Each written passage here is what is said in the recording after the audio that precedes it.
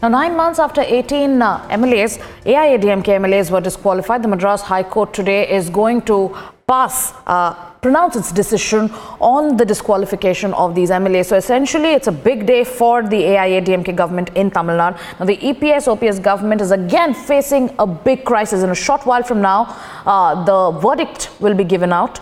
The decision will be given out by the Madras High Court, and there are going to be quite a few implications. We'll be getting Sanjeevi on the phone line to talk about it. But yes, the fate of 18 Tamil Nadu MLAs is going to be sealed by the High Court today. Now, this will have many implications. We have Sanjeevi joining us on the phone line. Sanjeevi, take us through the implications. Now, what will this mean for the AIADMK government in Tamil Nadu if the verdict goes in its favor, or even if it goes again against it? Well, as you mentioned, this case has got so much of implications and complications since, there are so much of political changes in the state of Tamil Nadu for last 2 years after the demise of Jayalalitha within the ADMK, which is also affecting the government also. So the verdict is going to be pronounced by CJ bench at 1 o'clock, today. So as you mentioned, if the disqualification is going to continue, as mentioned with the Speaker, it's going to be crucial for TTV Dinagaran, and EPS and OPS will be happy because the government is going to continue since they have the majority.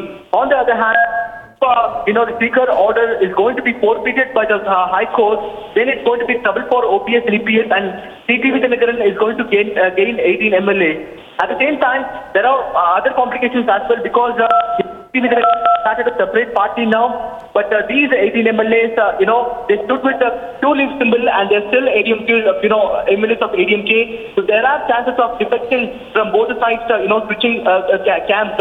So there are so much complications as far as this case is concerned.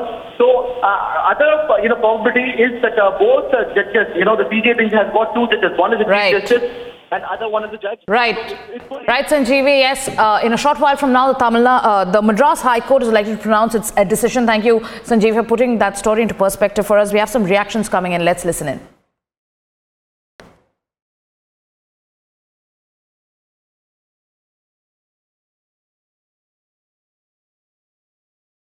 Awaiting this, we are confident that the High Court will hold that the Speaker's decision to disqualify is bad in law and ensure that those MLAs return to the Assembly. Then it's a different ball game altogether.